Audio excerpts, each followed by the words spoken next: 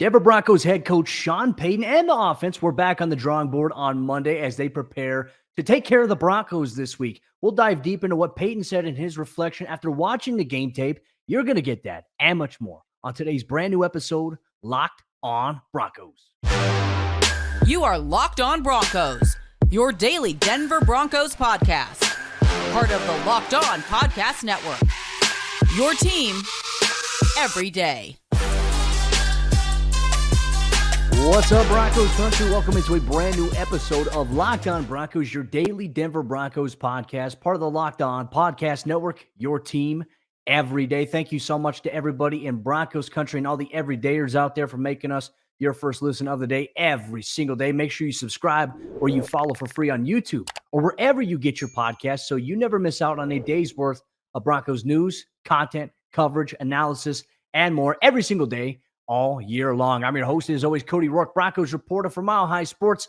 Joined alongside, as always, by my co-host, Sayre Bedinger, site expert, predominantlyorange.com. Sayre, the Broncos were back on the practice field on Monday at the Centura Health Training Center as they're trying to get some things right. As Sean Payton mentioned in his post-practice press conferences, it's going to be a lot of Broncos on Broncos this week as they're really trying to shore up some things that they need to get better at themselves versus what an opponent is doing to them or what an opponent brings to the table.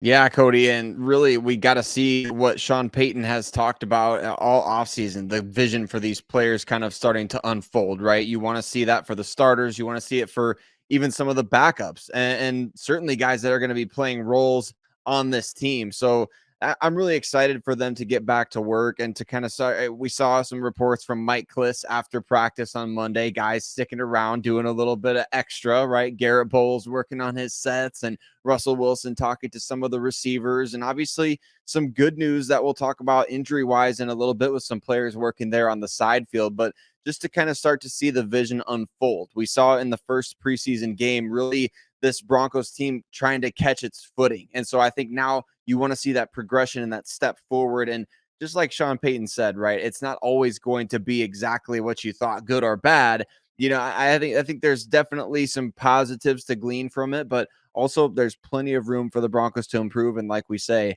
see that vision continue to unfold. Well, and Monday's practice was really light. I mean, there were some team periods that they did. There was some contact one-on-ones, but it wasn't as physical as all the practices that we've seen building up to what we've seen. I think it's because they just got done playing a game, and it's going back to the drawing board. It's having those positional meetings in the film room saying that this is what we struggled with. This is where we need to get better. It seemed like from Payton's standpoint, that was really the emphasis when watching today's practice.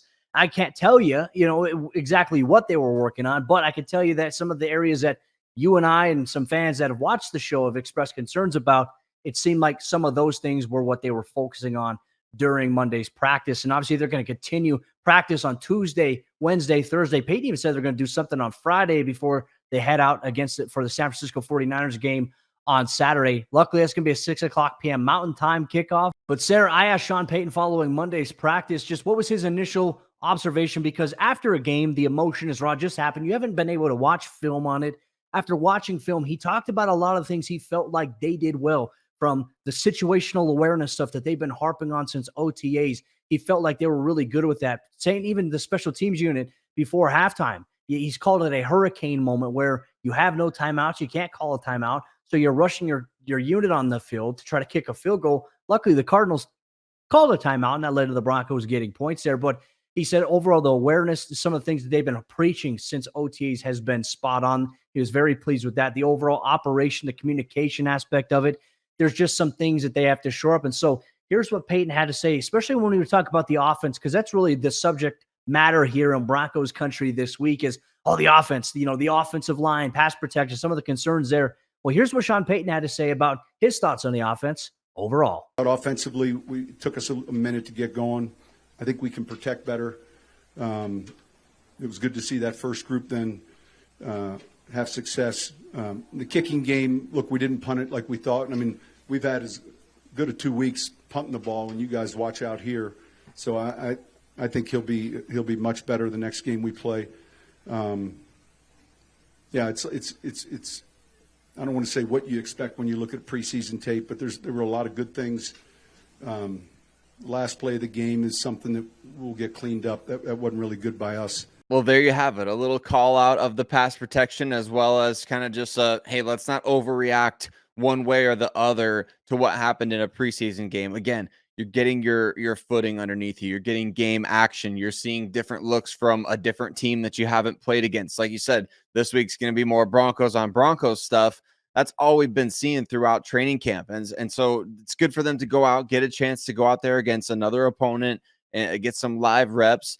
I just think, Cody, the things that we talked about, what we're worried about on yesterday's episode of the podcast, those types of things, I think the Broncos can work on that stuff, right? We didn't expect overnight success from any area of this team, and it didn't happen at the start of training camp. It didn't happen at the beginning of the preseason game. This offense wasn't firing on all cylinders from the moment they said go. So it's just keeping a level head at this point, evaluating things realistically, and then kind of seeing where you're at here in a couple weeks. And maybe that will spark some roster moves. Maybe that will spark some changes in the depth chart. Who knows what could ultimately happen? But I think to hear Sean Payton talk about this after what he saw, watching the film, digesting things, kind of not making any sort of emotional reactions to the game, it really paints a clearer picture just of where he's at with things. And if Sean Payton is pleased with where things are at, I feel like that should give Broncos country a bit more confidence.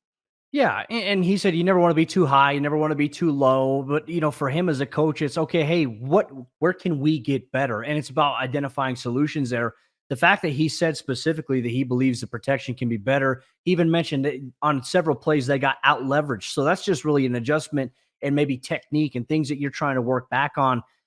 It's not going to be an overnight process. And Sayre, you and I have said it from the onset. This offense, it could even take till maybe week 3, week 4, week 5 of the regular season to kind of get into the rhythm it needs to be. Now, hopefully that's not the case. Hopefully you right the ship there. Obviously, protection has to be better here for Russell Wilson, because not only did Russell Wilson face a significant amount of pressure, it was Jarrett Stidham that also did it as well. When we talk about top pressure rates by opposing quarterbacks in week 1 of the preseason, there's things that are fixable, Sayre. Like I don't look at these issues right now that Denver's dealing with and the concerns that we've shared here and say, well, it's over because they can't fix this. They don't have a solution for it.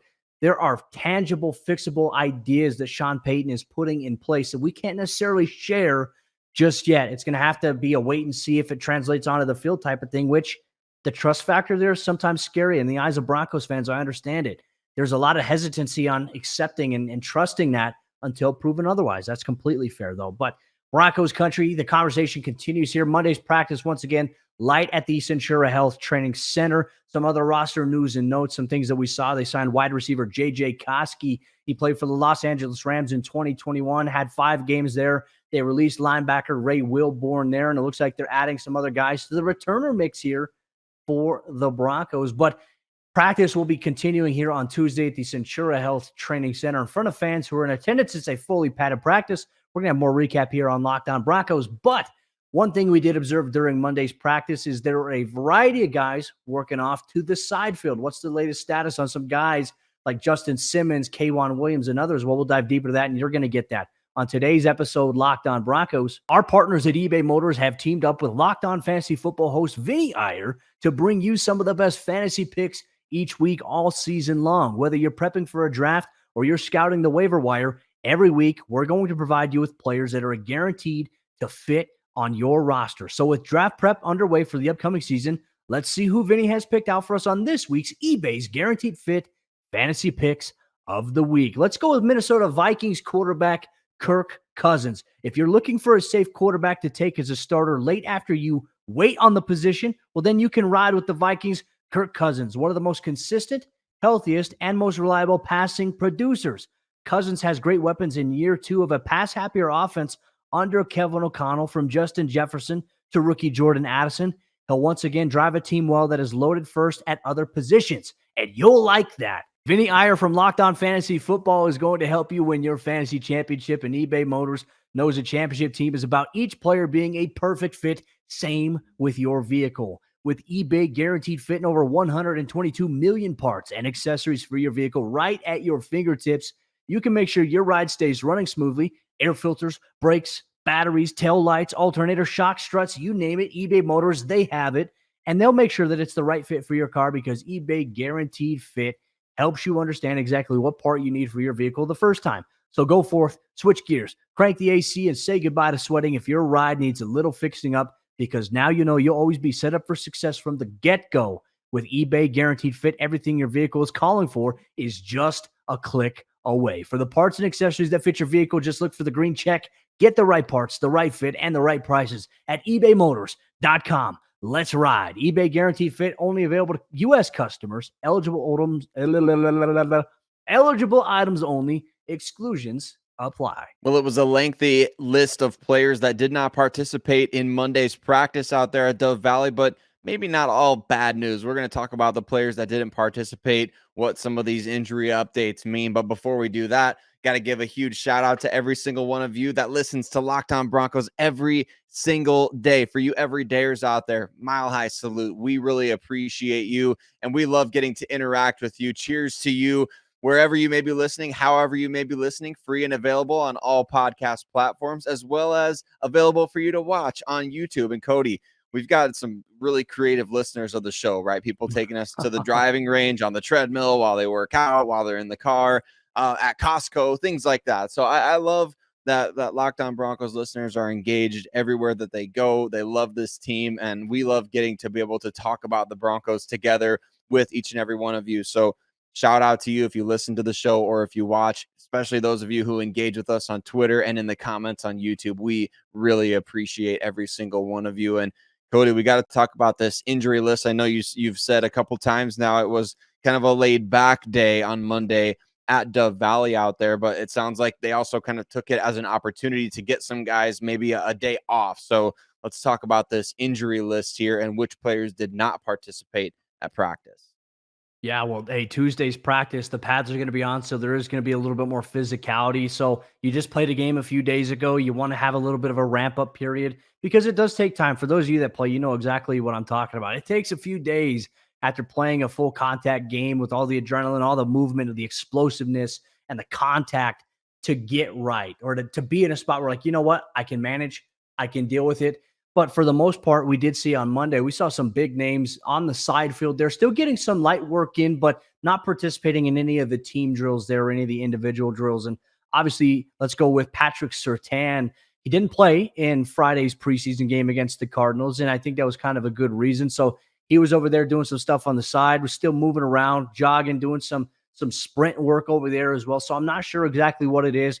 Sean Payton is never going to go into detail unless it's publicly known what a player's injury or whatever they're dealing with that's got them banged up. But Payton was asked after practice about Surtain and why he didn't participate. And he said, look, we got a few guys on that list that are out there, 4 or 5 guys that here in a couple of days, you're not even going to ask me about. So I guess that's our way of reading into maybe some good news here, Sayre, about the injury side of things, or guys dealing with some banged up stuff like Surtain, but some guys that did play obviously in Friday that we will highlight. We're going to talk about Kendall Hinton, and he's a guy who just recently, a few weeks ago, came off the PUP list. So the fact that he's had some maintenance days sprinkled in there, played a game, I think they're just being smart with him in that regard, because he did have a knee surgery not too long ago, but was able to come out and do some stuff there. You take a look at some other guys, Nick Benito, who we had talked about as having just an impressive game overall on Friday, and the sample size he was out there, he looked like an entirely different player, dealing with a little bit of a hip stuff. So we'll see if he's back at all this week. But he seemed to be walking and moving well, so that's a good visual observation that I can share with you. And then aside from that, some other guys that were over there, Cortland Sutton, he was working over there on that field here today, but he's also one of those guys that Payton said will be back into the mix here in a couple of days. So nothing I'd say that's worrisome at this point, too. And it's great to see Baron Browning, Riley Moss, Mike Purcell, and those guys that are trying to work back from where they're at. I think that Denver right now, this is just smart in the preseason to do that, because look, it's not just Denver doing this. So I've been following some other teams throughout preseason, and there are some other teams that are doing this with their key guys as well. So I'm okay with it. I'm okay with maintenance management in a sense here. Absolutely, especially like you said, with the padded practice coming on Tuesday. And I think some other good news is Mike Kliss said that, to see McGlinchey and Brandon Johnson working on that side field is a sign of progress. Like during the season, a lot of times you don't take the side field work as a negative, right? When a guy starts working on the side field during the season, you're like, oh, well, he's ramping back up. So there's also that element to this as well, that it's not just, hey, he's being held out for like he's hurt. It could be these guys are making their way back from injuries, as well as we know Mike McGlinchey and Brandon Johnson both are. They both had shorter term injury timelines there. So it'll be good to have those two guys back. But in the interim, I'm kind of fascinated by which players are going to step up, depending on which of these guys are either out for a bit or if they're just kind of held out as a precautionary measure against the 49ers, Cody. It's another opportunity for, in the case of, the right tackle position, Isaiah Prince taking over for Mike McGlinchey, or in Brandon Johnson's case, are we going to see Marvin Mims out there more? Are we going to see another maybe better performance from Marquez Callaway? So I'm really intrigued by who steps up for some of these guys, especially off the edge. That's something that we're going to talk a lot about as the week progresses. The Broncos' edge position has kind of been decimated the last few years, and this year appears to be no different. No Frank Clark in that first preseason game. Nick Bonito has the hip injury. Baron Browning making his way back from the PUP.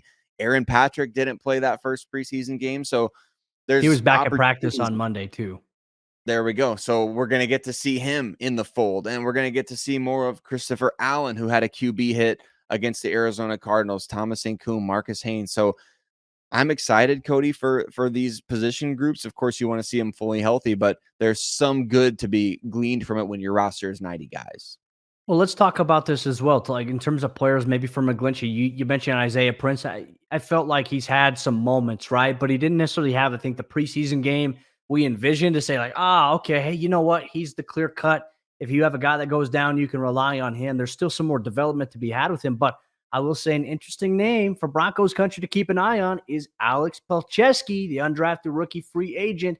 Keep an eye on him potentially in that right tackle mix here as Mike McGlinchey is dealing with the injury. But I also think it's interesting to put out there that Sean Payton did say, he did provide us with this insight here, that starters are going to play a little bit more in this game than they did in week one. So that is good. I don't know exactly what the sample size is yet. If they played 15 to 18 snaps, I imagine they might play 25 to 30 in this upcoming one, which wouldn't be bad. But they're going to be taking on a San Francisco 49ers team as Santa Clara that is tough when you talk about the defense that they have. I'm not sure whether or not their starters are going to play in San Francisco defensively, but you never know. We could see something else. We know Brock Purdy hasn't played so far in the preseason. It'll be very interesting, I think, to see Sam Darnold playing against the third-team defense that Denver has. Like, that's just a cheat code to have in the preseason, in my opinion. But overall, and this goes back to Sean Payton's message, he wants to see young guys step up and play better. It's not necessarily the concerns he has about any of the veteran guys. It's the young guys that maybe don't have enough experience. And that is one of the things I think we have to follow this week here throughout practice. Of course, some young guys getting involved in practice. I'll be in Dove Valley every day. I'll recap and share my thoughts with you, Sayre, Bedinger, and everybody in Broncos country about what we see going on there as much as we can without giving away too much in terms of things that we're not allowed to give to Broncos country, which is kind of unfortunate. But aside from that, it was a teaching day in Dove Valley. Now this begs the bigger question here. Sayre, Bedinger, and myself, we both went back and we looked at the offensive all 22. We looked at the defensive all 22. We want to talk about a couple of players that stood out in our eyes, what they did exactly, and much more. You're going to get that on today's episode, Locked On Broncos. Make sure you go check out the Locked On NFL podcast after you listen to Locked On Broncos here today. Make that your second listen as you get the recap from around the entire NFL after week one of the preseason. What are some of the biggest overreactions? Justin Fields going to be a mega superstar, or is it just the preseason? What is going on? The local experts on the biggest stories have you covered on the Locked On NFL podcast. You can get that wherever you get your podcasts, or you can get it on YouTube. The film never lies. And one of the things I think that we value so much about the NFL season is you watch a game, you see things happen, but then you get to go back and you get to watch the film, which, Sayre, I'm a big proponent of, hey, let's watch the tape. You can only get so much out of the broadcast, but going back and watching the All-22 gives you clarity on players. It gives you clarity on scheme or some things that maybe you can pick up on down the road here as the regular season approaches.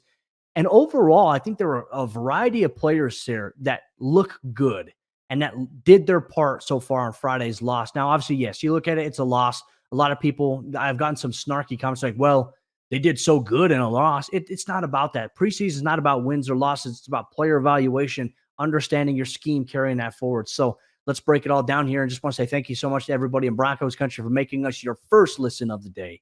every single day, wherever you get your podcasts or available on YouTube. Sayre, I'm going to start things off with you, my friend. When you went back and you watched the All-22, I mean, it was a long, extensive, about 50 minutes overall of tape on the offense.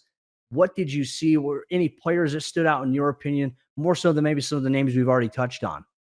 Yeah, I really like Nate Atkins, Cody. I know you brought him up back in OTAs and said, hey, keep an eye on this guy. And he ended up being the 4th tight end on the depth chart as of the one that was written in pencil or whatever, the unofficial first official depth chart. And I really liked what I saw from him. I made a point to keep an eye on him throughout the game as we were watching the game as well. Just really impressive as a blocker. And I think Sean Payton's comments about him are very interesting. Do you put him with the tight ends? Do you put him with the running backs? Does he take Michael Burton's job? I mean, I'm not trying to not putting the cart ahead of the horse here or anything. I'm just saying, I think he had a really solid game, a really solid first preseason opener. And this could be the beginning of something. He could be an interesting weapon. Remember, it may not seem like the biggest deal, but the Broncos lost Andrew Beck in free agency, and Beck contributed to the offense in a variety of ways. He caught passes. He was a lead blocking fullback. He played special teams. He was very effective in the community off the field. So can Nate Atkins bring some of those things to the table? I read a great piece on him from the South Carolina website from 24/7 Sports. I can't remember the name of the website, but it was a good look at him. And the tight ends coach for South Carolina commented, like, they were asking the question. This was just from a couple weeks ago. They were asking the question, like, how are you going to replace a guy like Nate Atkins with all he brought to your offense? And they were talking like, man, there's really no way to just immediately replace a guy like that. He did so much for the team. I think he's bringing a little bit of that flavor to the Broncos, Cody, and I was really excited about watching him back, especially on the All-22. He's a hybrid player, and he can play that tight end. He can play that fullback role. They can use him in a variety of ways. Now, he's not necessarily the biggest guy, but you know what I've noticed from him? He takes really good angles, right? He must have done really well in math class, because for me, I never understood angles. I never understood the geometry of the football side of things, but he understands how to pin guys. He knows how to kick them out, which angles to take, and how to use his leverage to get underneath guys. That's one thing I took away from the All-22 so far, watching him against the Arizona Cardinals. But to your point as well, because obviously every roster decision you make or every player you keep is going to impact you at one certain position on your team. And it's interesting to figure out maybe what that position is going to be. Atkins might be a guy. I don't know if he makes the 53, right? I think he could. I think absolutely he could. It wouldn't shock me if he did. But more than likely, I think his path is the practice squad, which I do think he'll make it back. It really just depends how Sean McVay feels here in a couple weeks. So Kyle Shanahan, if Kyle Shanahan's like, hey, that 45 guy might be the next use check, maybe we'll bring him in. Certain things like that can happen here. But I agree with you. He's a guy that stands out on tape. Another guy, too, if we have to reference it, I think Alex Pocheski on tape stood out at offensive tackle. I thought he was relatively clean. We talked about Ben DiNucci's performance there, but defensively, I want to go back and I want to harp on what Jonathan Cooper and Nick Bonito did. Like, I am going to put out a film room study at DB Film Study on Twitter. It's a little bit of a burner account there. I'm going to put out some clips from Jonathan Cooper and just the things that he does so well. It continues to impress me, because this is stuff that is going to matter so much in the regular season. Let's say he's on the left side, an outside linebacker. He's in his stance, and they run the ball away from him. He does such a good job being so consistent, getting down the end of the line of scrimmage, right? Squeezing it is what we call hill line, like hill line depth where the offensive tackle would normally be. Squeezing it down. And in situations like that, what you run into is if you do like a counter play, for example, you're going to have a guard who's going to pull on that backside. So as you squeeze down hill line, he's going to try to get you in the wash. Jonathan Cooper is not afraid to run through one of those guys, one of the pulling offensive linemen, to make the play. But even on a run play that we saw to the left side there, the defensive right side, offensive left side of the Cardinals, he tracked a play all the way from the backside. Like, it was all the way away from him. He went down the back end of the line of scrimmage, made the play, high effort, high motor. And it really, Randy Gregory did a great job of setting the outside edge too. It made it easy for Jonathan Cooper to come backside. That's where I think Denver needed more consistency, at least last year in the regular season, is there were times where guys would get to the outside or get sealed, and there wasn't backside pursuit, was never consistent enough there. Jonathan Cooper's a guy, whether he starts, whether he's a rotational guy, and you factor in Baron Browning's return. Sayre, I mean, if these guys stay healthy, Denver might have one of the deepest edge rushing rooms in the NFL with guys who have young, talented, stacked potential behind them. I was excited about that, and obviously Nick Bonito. Yes, guys, young guys at that position stepping up at just the right time, right? And you said it earlier this offseason that maybe the edge position this year could be just like the inside linebacker position last year, where we went into the offseason Trending. program and yeah, it's trending upward. And it seemed maybe like, oh, that might be the biggest concern on the team.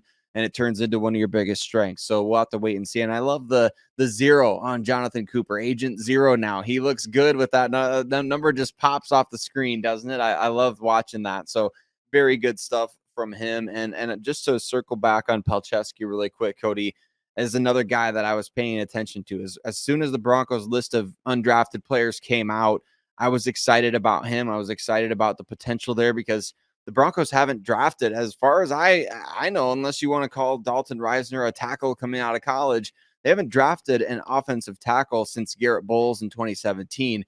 It's embarrassing in equal parts, shocking, but at the same time, Palczewski is the kind of guy who an All-American at Illinois, somebody that may be qualifying as a developmental player at that position, and a very important position. And the Broncos maybe developed effectively Calvin Anderson the last handful of years, I would say, as a former undrafted player they plucked from another team. Palczewski could be that next guy in line for them to really develop, and he certainly has the talent. He certainly played well in this first game, but I liked what I saw from him. And going forward, like you mentioned earlier, maybe some more opportunities. Growth trajectory is super important. And we talk about maybe the secondary, a couple of guys. We're going to mention Jaquan McMillan. We're going to mention Asang Bassi. Sayre, I think the one thing I really like the most about these two guys is both guys have the capability of playing inside or outside, right?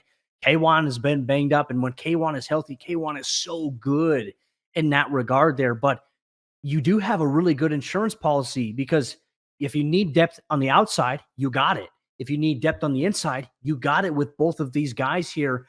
And you factor in both these guys are making plays on special teams. It makes it more likely that they make the active roster behind, obviously, Surtain. I think you have Damari Mathis, obviously. I think Riley Moss by default. And then I think it's these two guys that round it out alongside K'Wan Williams at that position. And then you bring some other guys onto the practice squad. To me, it was a good first step. These guys are going to get a lot more run against the San Francisco 49ers. Sam Darnold is going to get some playing time. They're going to see some Trey Lance, and maybe it's the Broncos' opportunity to take a look at some guys on the 49ers roster as well that they may be eyeing when roster cutdown happen. We'll see if that's the case here for the Broncos and Sean Payton. They've alluded to that several times throughout the offseason. So we'll see how things play out. But Broncos Country, we appreciate you so much for tuning in, making us your first listen of the day every single day. You can subscribe to this podcast or follow it for free on YouTube or wherever you get your podcasts so you never miss out on what's going on in Dove Valley every single day. I'm there at practice. I'm there at games. Sayre and I, we come back, we recap it, we break it all down, and we love interacting with all of you in Broncos Country. Thank you so much for making us part of your day. Sayre and myself, we'll be back tomorrow for a brand new episode of the show as we recap Tuesday's practice at the Centura Health Training Center.